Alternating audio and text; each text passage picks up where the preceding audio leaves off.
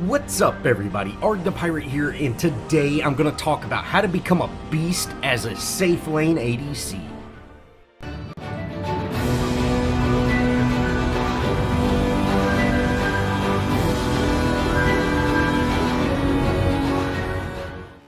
Just like the mid lane guide that I made the other day, I'm going to try to do this one along the same kind of format.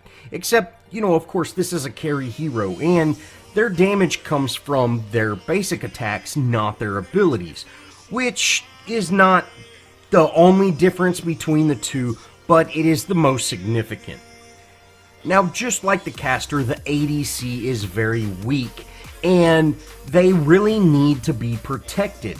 The carry name really stands for what they truly are. They need to be carried at the beginning of the game, but they carry you at the end of the game.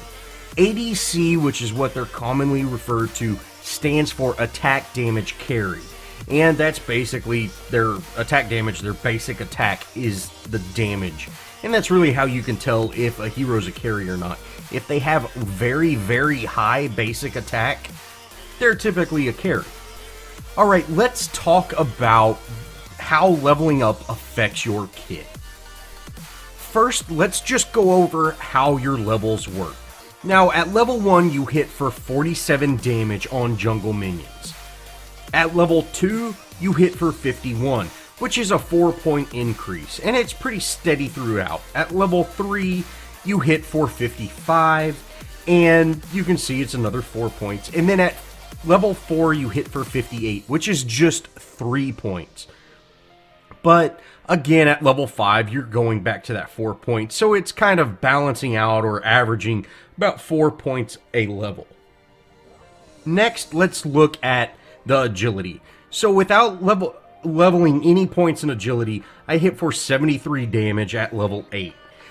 Once I have 8 points in agility, I then hit for 77, which is 4 points. So you get about an extra point of damage for every 2 points in agility, is kind of what you can assume. So it's very, very minor. Now, I'm going to go ahead and head back to base and put on Heavy Hitter. Now, Heavy Hitter is a very strong card, and it's really a, late or mid-game card, but I really wanted to show that big advantage. Now, Heavy Hitter does increase attack speed and has that basic damage increase of 15%, but before I was hitting for just 77 with just the agility. Now, with the same amount of agility and just that card, I'm hitting for 104, which is 27 points of damage more. And you can not only hit faster, you're hitting much, much harder. And this is why farm is so important for your ADC, because you benefit the most from card power. Now let's take a look at the kit. Now Murdoch has Buckshot, which does 61 damage at rank 1. And this is, really just a tool to use to secure kills or knock people away. This is not for killing minions. At rank 2, it does 98 damage, which at rank 2, you should be between level 4 or level 3 and 4, somewhere around there, and you are doing more damage than your basic, almost double, but it's still, you only get 3 shots with it. At rank 3, you're doing 136, which, that's still a substantial amount of damage, but you've only got a few shots. And lastly, at rank 4, you're doing 173. Which at rank 4, if you do have 8 points and have Heavy Hitter equipped with that agility, your basic attack is hitting for 104. So you are doing a ton more damage by just simply using that basic attack. Now this kind of leads us to our first point. As an ADC, farming is key.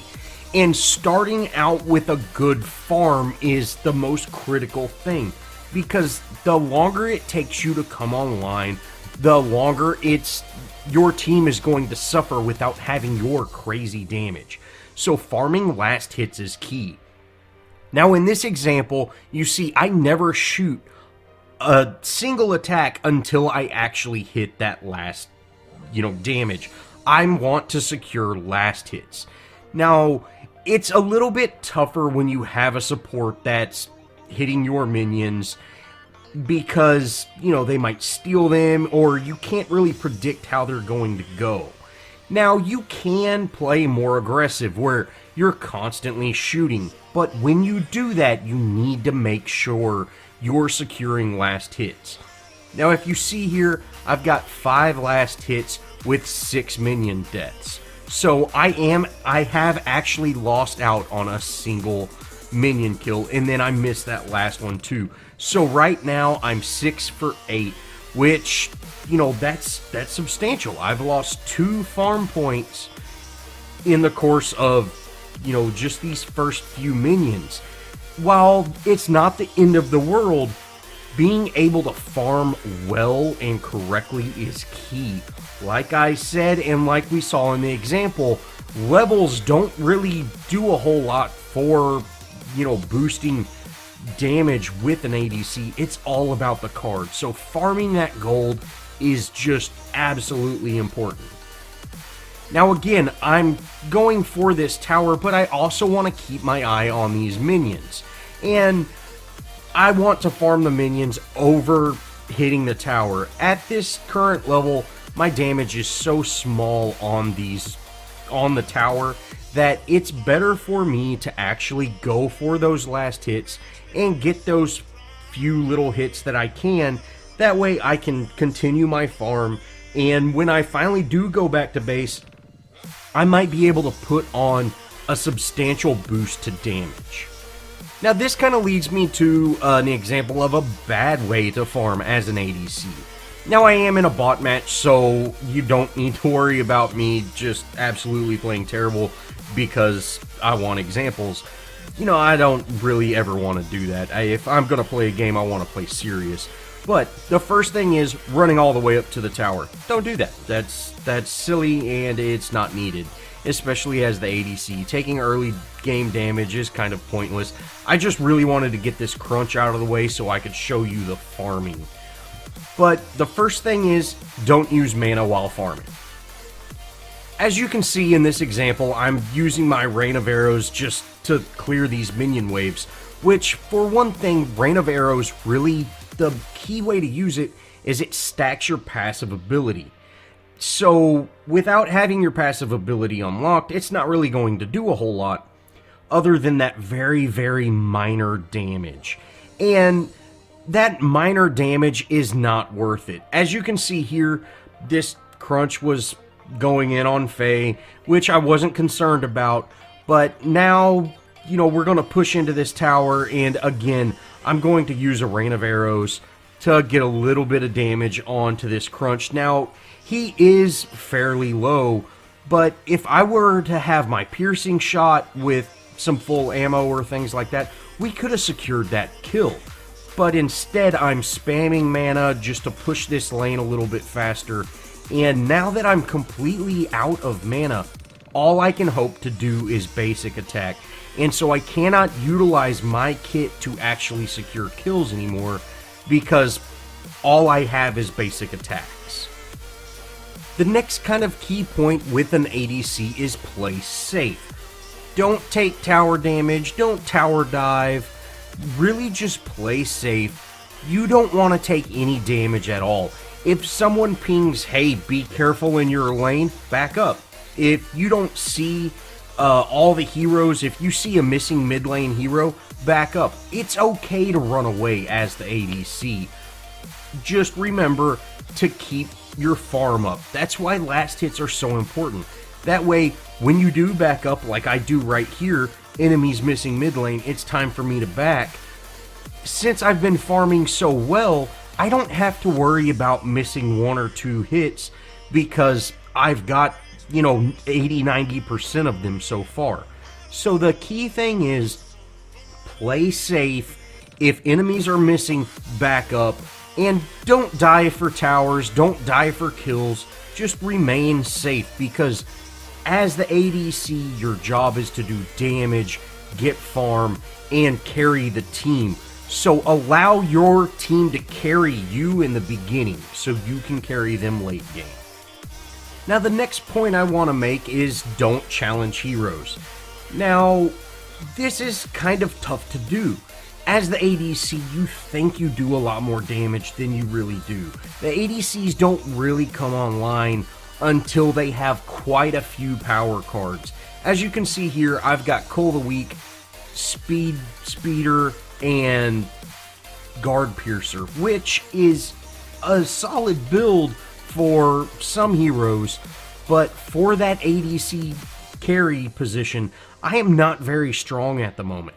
So I get challenged by this Fang Mao, and I'm just going to back. Now, I will also need to keep map awareness. I saw that Chimera heading towards us, and I'm just going to stay safe in the tower. If he wants to dive me, that's fine. We can get a lot of damage on him, but I'm not going to go challenge him because he will absolutely delete me, especially since Chimera is one of the strongest early game heroes. I am the weakest early game hero, so I need to constantly be aware and not challenge other heroes when I could potentially die. Now, here is an example of challenging heroes. I've got Heavy Hitter and Guard Piercer on, which is a solid build. I'm starting to actually really do some damage, and you can see here I get melted.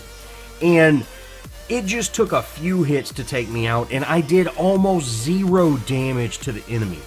It would have been much better for me to stay in my tower away from the enemy team than it would be to actually go out there and challenge them, because I am that weak. Now, one of the last pieces of advice I can give is you end fights, you don't start them.